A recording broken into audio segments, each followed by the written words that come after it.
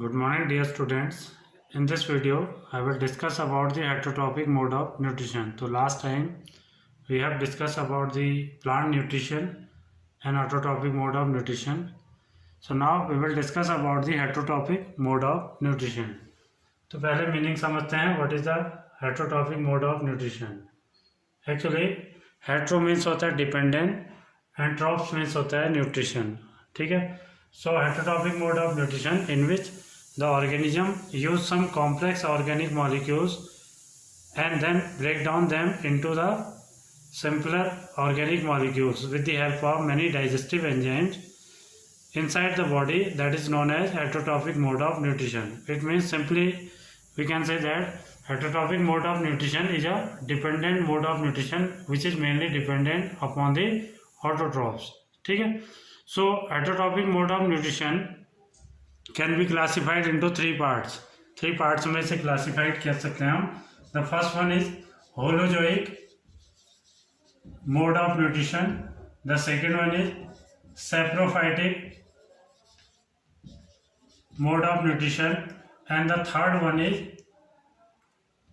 parasitic mode of nutrition. ठीक है. तो holozoic mode of nutrition क्या है? It is a mode of nutrition which is mainly seen in herbivores, carnivores and omnivores. ठीक है. And they possess a holozoic mode of nutrition. In this mode of nutrition, the complex food molecules are taken in and then broken down into simpler and soluble molecules inside the body. This type of mode of nutrition is known as holozoic mode of nutrition. Means complex, हालांकि nutrition में जो है complex, जो heterotrophic mode of nutrition है इसमें complex organic molecules को लिया जाता है और उन्हें कन्वर्ट किया जाता है सिंपलर ऑर्गेनिक मॉलिक्यूल्स में. ठीक है. So holozoic mode of nutrition में the organism take the complex organic molecules out from the body and then they will convert them into simpler ones inside the body with the help of digestive enzyme. तो इस तरह के mode of nutrition को हम कहते हैं holozoic mode of nutrition. Humans में holozoic mode of nutrition ही होता है. सेकेंड आता है saprophytic mode of nutrition and it is mainly found in fungi. ठीक है. ये मेनली आपको फंजाई में देखने को मिलेगा. And in such type of mode of nutrition the saprotrophs are the organism. They are usually feed upon the dead and decaying organic matter. ठीक है. डेड और डिकेइंग ऑर्गेनिक मैटर्स पे ये ग्रोथ करते हैं and then they will breaking down the complex material outside the body which is present on the dead and decaying organic matter. तो ये complex organic molecules को outside the body break down करते हैं which is mainly present in the dead and decaying organic matters जहाँ पर ये growth करते हैं and then they will absorb it. तो इट मीन्स जो इनमें डाइजेशन होता है सेप्रोफाइटिक मोड ऑफ न्यूट्रिशन में वो एक्सटर्नल होता है and they will absorb the simpler organic molecules या organic food inside the body after the digestion. Outside the body होगा and then they will absorb it. ठीक है. थर्ड आता है parasitic mode of nutrition. So in such type of mode of nutrition, the organism they either live on or inside the body of other organism. या तो ये दूसरे organism के body की सरफेस पे आपको मिलेंगे पैरासाइट्स या फिर इनसाइड द बॉडी आपको मिलेंगे. तो इस तरह का जो मोड ऑफ न्यूट्रिशन होता है वो पैरासिटिक मोड ऑफ न्यूट्रिशन होता है. ठीक है. तो जिस ऑर्गेनिज्म में ये रहेंगे उसे हम होस्ट कहते हैं. होस्ट ऑर्गेनिज्म को बिना किलिंग के ये उससे अपना न्यूट्रिशन ऑब्टेन करते हैं. बहुत सारे एग्जांपल्स हैं ह्यूमंस में और दूसरे एनिमल्स में. बहुत सारे पैरासाइट इंटरनल और एक्सटर्नल आपको देखने को मिलेंगे. फॉर एन एग्जांपल प्लाज्मोडियम जो इंटरनल पैरासाइट है, टिक्स हैं, लाइस हैं, लीच हैं, ये एक्सटर्नल पैरासाइट्स हैं. टैपवॉर्म, फ्लैटवॉर्म, राउंडवॉर्म ये सब इंटरनल पैरासाइट हैं. ह्यूमंस में भी मिलते हैं, दूसरे एनिमल्स में भी मिलते हैं.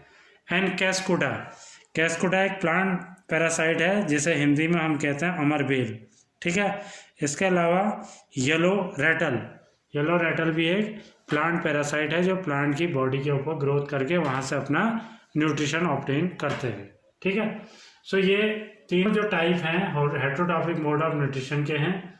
तो now after that we will discuss about the holozoic mode of nutrition in some organism, ठीक है। So in amoeba we'll see that amoeba perform holozoic mode of nutrition, ठीक है। amoeba we know that it is a eukaryotic unicellular organisms, ठीक है। it do not, because it is a unicellular organism, so all the functions, basic functions are performed only in a single cell in amoeba, ठीक है। तो nutrition किस तरह से होता है ये इम्पोर्टेंट है अमीबा में। अमीबा में mainly holozoic mode of nutrition आपको देखने को मिलेगा। So amoeba when it come in contact of any food particle, suppose ये किसी बैक्टीरिया वगैरह पे ये फीड करता है, और जब ये किसी बैक्टीरिया के कांटेक्ट में आता है, for an example this is the food particle, ये इसका फूड पार्टिकल है। Bacteria mainly is the food particle of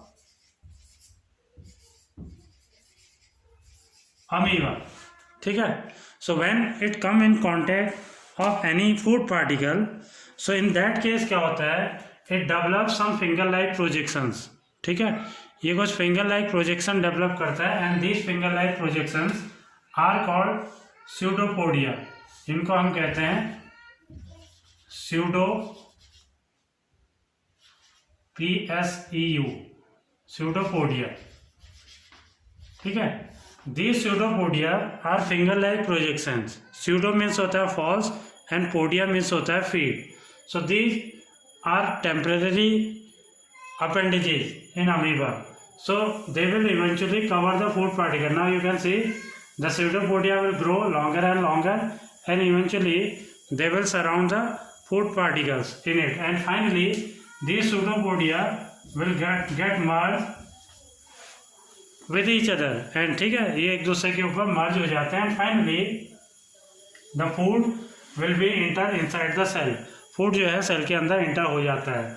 so around the food particle the amoeba develop a temporary food vacuole, एक temporary food vacuole यहाँ पर develop हो जाता है around the food, ठीक है।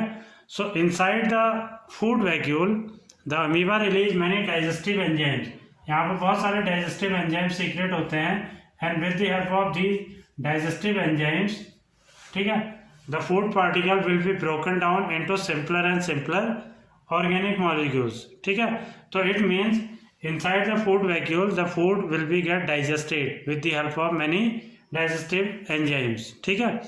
So after digestion the simpler organic molecules, ठीक है, after digestion they will get absorb by the cytoplasm of the cell, तो यहीं पर इसका एब्जॉर्प्शन भी हो जाता है बाय द साइटोप्लाज्म, ठीक है, after the digestion.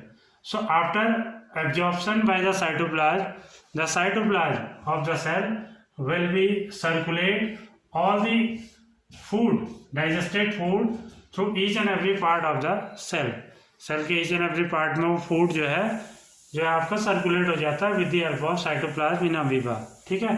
Finally the remaining food which is undigested, या you can say the waste, जिसे हम वेस्ट कंसिडर करते हैं, that will be thrown out from the body by the same process. तो ये undigested जो फूड है, undigested food, that will be thrown out from the body with the help of the same pseudopodia. So in this way the nutrition takes place in amoeba. This is a holozoic mode of nutrition. Clear हो गया? So after that we will discuss about the nutrition in human being. ठीक है, human beings में किस तरह से nutrition होता है.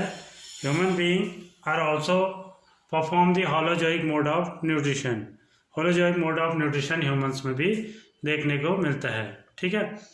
The human being have a well developed digestive system which we are called alimentary canal, ठीक है। ये पूरी एलिमेंट्री कैनाल है which include the oesophagus, stomach, the small intestine, the large intestine, the rectum and the anus. The alimentary canal is start from the mouth and end at the anus. Mouth से start होती है और anus पे आके end होती है. And in adult human being the length of the alimentary canal is about 9 metre.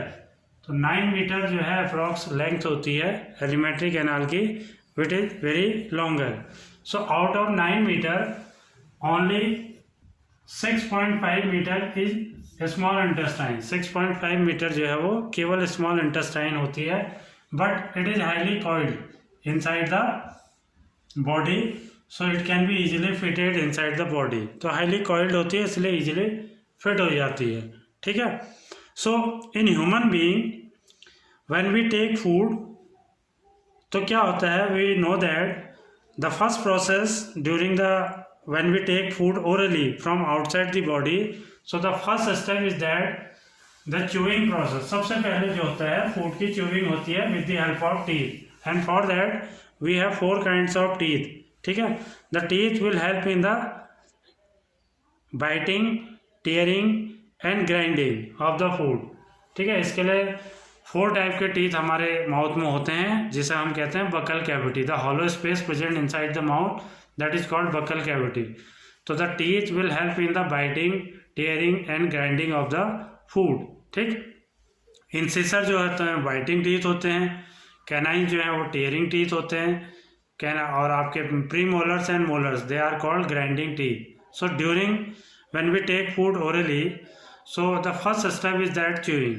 So during the chewing process the food will be converted into small and small pieces. तो chewing एक mechanical process है. ठीक है. इसमें किसी तरह का कोई डाइजेशन नहीं होता है, बस फूड को with the help of teeth small and small pieces में ब्रेक डाउन किया जाता है. ठीक है. तो एक मैकेनिकल प्रोसेस है. ठीक. वन मोर थिंग जो माउथ के अंदर होती है during the process of chewing, the tongue will help in the forward, backward, ठीक है, toward the sider movements of the food inside the buccal cavity. तो टंग भी जो है कंटिन्यूसली जब हम च्यूइंग करते हैं तो फूड को पुश करते रहती है इधर उधर. ठीक है. तो उससे होता क्या है, when the chewing process is takes place, the saliva which is present in the mouth which is secreted with the help of salivary glands. तो सलाइवा जो है सलाइवरी ग्लैंड से सीक्रेट होता है. So during the chewing process the saliva will be continuously mix with the food. Saliva जो है continuously food के साथ मिक्स होता है. अब सलाइवा के यहाँ पे 2 इम्पोर्टेंट फंक्शन हैं. पहला, the saliva make the food wet and moist.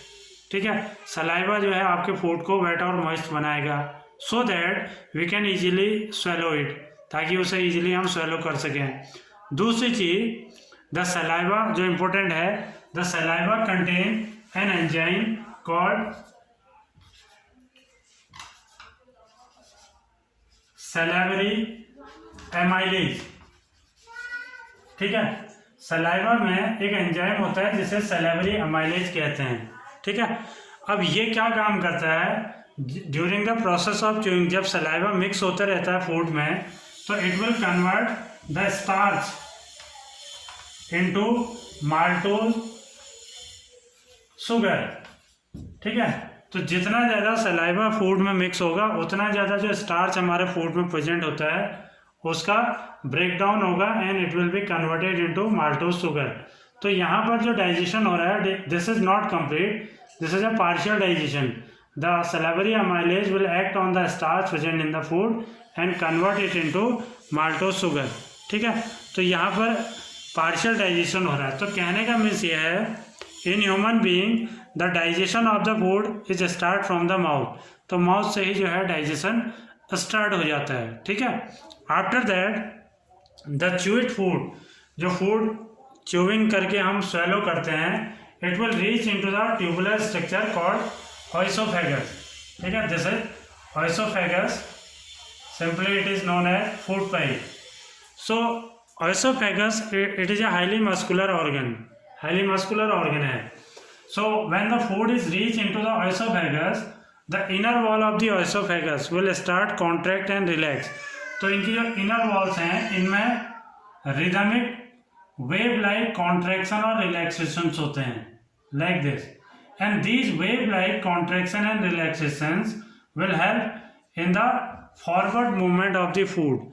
यही वेव लाइक कॉन्ट्रैक्शन और रिलैक्सेशन जो हैं फूड को फॉरवर्ड डायरेक्शन में पुश करने का काम करते हैं, so that the food can be reach into the alimentary canal, या you can say in forward direction in the alimentary canal. These rhythmic wave like contraction and relaxations are called peristalsis movement. इनको हम कहते हैं peristalsis movement, ठीक है। तो ये peristalsis movement they takes place not only in the esophagus but they are also takes place all along the gut। ये पूरी जो गट है आपकी, इसमें फूड का जो मूवमेंट है वो इन्हीं पेरिस्टालिसिस मूवमेंट की वजह से पॉसिबल है, ठीक है। So the food can be easily swallowed and reach into the another part, means the food will be reach into the stomach. अब stomach is a J-shaped organ, J-shaped highly muscular organ है which is slightly present toward the left side of the body. So when the food is reached into the stomach, so the inner wall of the stomach contain many glands, ठीक है। इसकी inner walls में बहुत glands होती हैं। These glands are called mainly gastric glands, इनको हम कहते हैं gastric glands, ठीक है। These gastric glands secrete three substances here when the food is reached into the stomach. क्या क्या सीक्रेट होता है? पहला HCl which is an acid, ठीक है। दूसरा होता है a protein digested enzyme called pepsin, ठीक है। and the third is mucus. These three substances are released by the gastric gland present in the inner wall of the stomach, ठीक है, when the food is reached into the stomach, ठीक। अब इनके function क्या है मैं बता देता हूँ आपको। HCl make the food acidic, ये पहला जो इसका फंक्शन है, ये फूड को एसिडिक बनाता है, ठीक है। अब एसिडिक क्यों बनाता है उसका रीजन है the pepsin which is a protein digested enzyme, ये प्रोटीन को डाइजेस्ट करता है, but the pepsin is works only in the acidic medium, ठीक है। मीन्स अगर फूड का मीडियम एसिडिक नहीं होगा तो पेप्सिन प्रोटीन को डाइजेस्ट नहीं कर पाता है, so that is why the HCl make the food acidic so that the pepsin act on the protein present in the food, ठीक है। तो ये तो पहला फंक्शन है HCl का। दूसरा फंक्शन ये है the HCl kills the bacteria or the germs which enter along with the food into the stomach। जो बैक्टीरिया और जर्म्स हमारे स्टमक तक पहुंच जाते हैं along the food, उनको किल करने का काम भी HCl करता है, ठीक है। अब दूसरा आता है पेप्सिन। पेप्सिन का वर्क बता ही दिया मैंने आपको, it is a protein digested enzyme, जो फूड में हमारी प्रोटीन प्रेजेंट रहती है उसको डाइजेस्ट करने का काम पेप्सिन करता है, लेकिन ये प्रोटीन को पेप्टोन्स में कन्वर्ट करता है। तो यहाँ पर भी प्रोटीन का पार्शियल डाइजेशन होता है, this is not complete digestion, ठीक है। थर्ड आता है म्यूकस। म्यूकस क्या काम करता है? It forms a protective layer toward the inner side of the stomach so that the HCl do not burn the inner wall of the stomach। Means HCl nature में burning होता है, तो mucus एक protective layer बना देता है stomach के अंदर से, जिससे HCl जो है आपकी स्टमक की जो वॉल्स हैं उन्हें किसी तरह का कोई इफेक्ट न डाल पाए, ठीक है। तो ये म्यूकस का फंक्शन है, इम्पोर्टेंट है, ये क्वेश्चन में आ जाता है कई बार, 3 मार्क्स में ये पूछा जा सकता है, ठीक है। इसका आप ध्यान रखेंगे। After that, the food will be moved toward the small intestine, ठीक है। अब स्टमक से फूड जो है स्मॉल इंटेस्टाइन की तरफ बढ़ता है। सो स्मॉल इंटेस्टाइन का जो अपर पार्ट होता है दैट इज कॉल्ड डिओडिनम, इसे हम कहते हैं डिओडिनम, ठीक है। सो एट द डिओडिनम, अब फूड जब डिओडिनम में पहुंचता है तो यहाँ पर 2 तरह के सब्सटेंसेस फूड में दोबारा से रिलीज होते हैं या मिक्सअप होते हैं, ठीक है। क्या क्या होता है?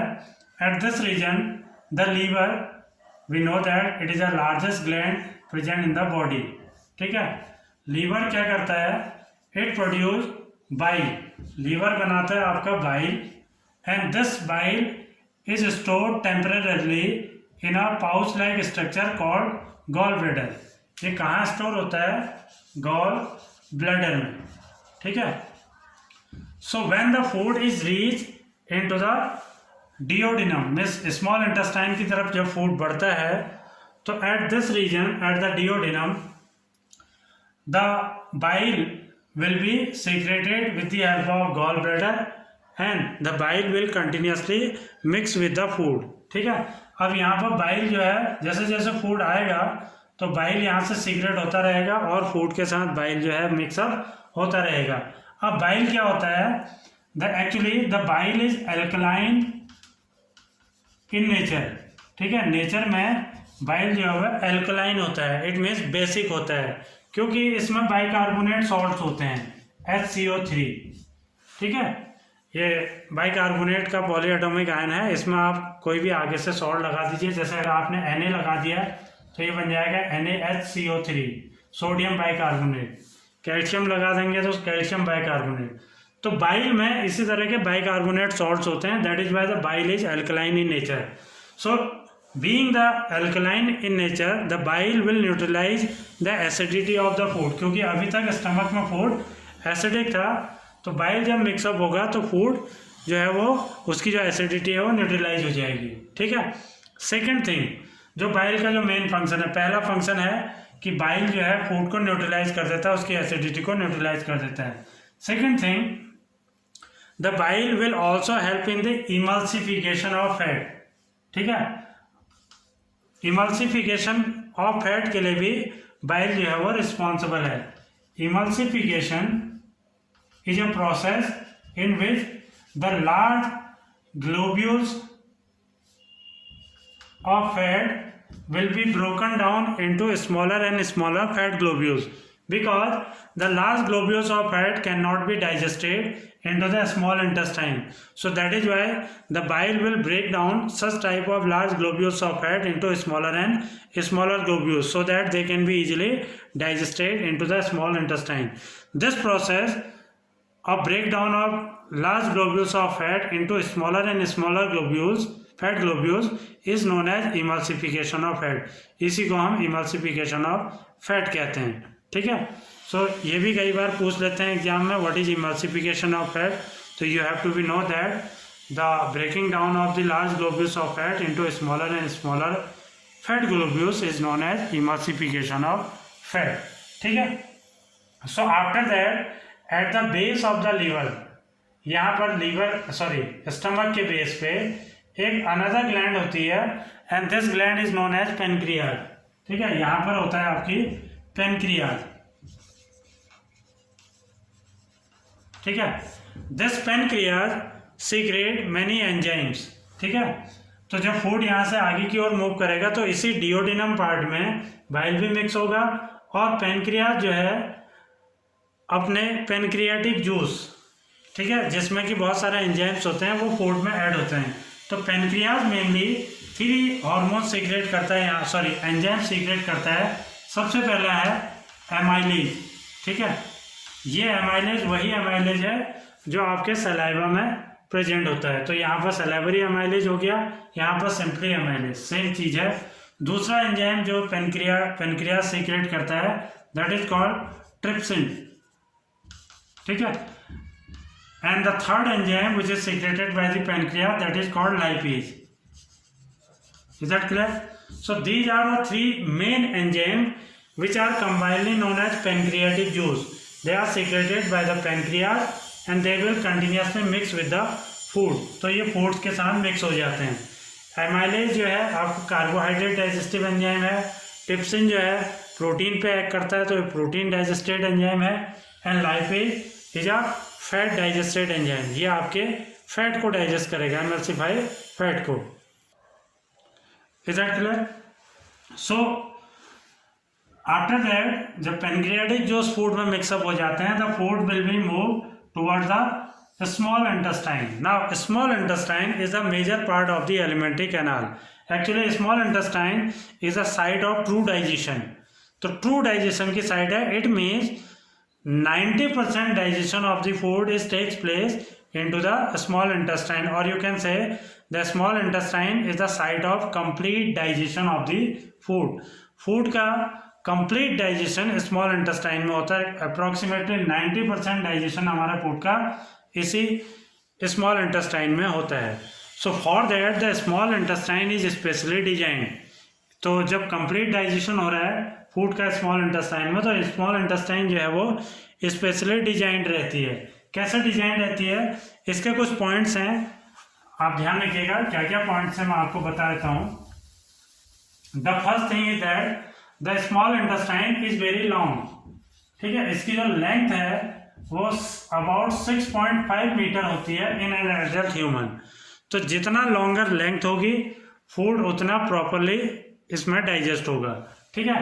सेकेंड थिंग क्या होता है स्मॉल इंटेस्टाइन में, it contain many, the inner wall of the small intestine contain many intestinal glands, and these glands are also secrete the same enzyme which is secreted by the pancreatic। तो pancreas, so combinedly हम इन enzymes को भी क्या कहते हैं, intestinal juice. ठीक है, तो ये सारे फूड में मिक्सअप हो जाते हैं, तो ये एंजाइम्स का जो अमाउंट है फूड में वो और ज़्यादा बढ़ जाता है ताकि प्रॉपरली डाइजेशन हो सके। तो दूसरा जो स्पेशलिटी है स्मॉल इंटेस्टाइन की वो ये है that the inner wall of the small intestine,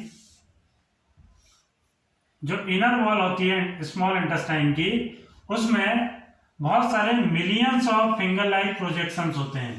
ठीक है, इस तरह के finger like projections inner wall of the stomach में, सॉरी इंटेस्टाइन में आपको देखने को मिलेंगे, बट दीज आर माइक्रोस्कोपिक, ये माइक्रोस्कोपिक होते हैं।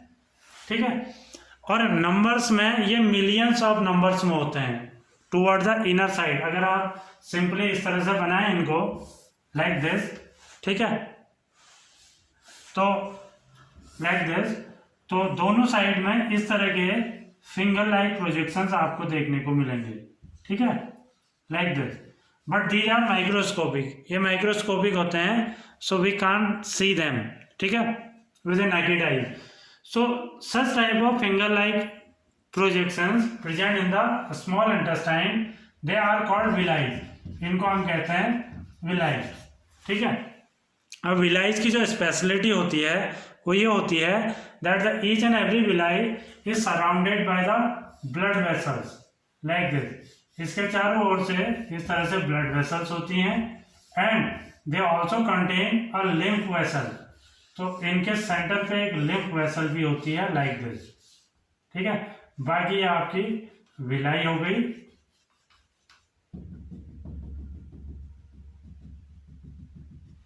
क्लियर। तो जब डाइजेशन होगा फूड का with the help of these enzymes, तो विलाई क्या काम करते हैं, क्योंकि इनमें बहुत ज़्यादा ब्लड फ्लो होता है, तो एंड इसमें एक लिम्फ वेसल भी होती है जिसमें लिम्फ फ्लो करता है। ब्लड और लिम्फ जो है दोनों कनेक्टिव टिश्यू हैं। ब्लड जो है कलर्ड होता है रेड कलर का, लेकिन लिम्फ जो है वो कलरलेस होता है। तो ब्लड की तरह लिम्फ भी फ्लो करता है, एंड लिम्फ का जो मेन वर्क होता है वो फैट को ट्रांसपोर्ट करना बॉडी के अंदर।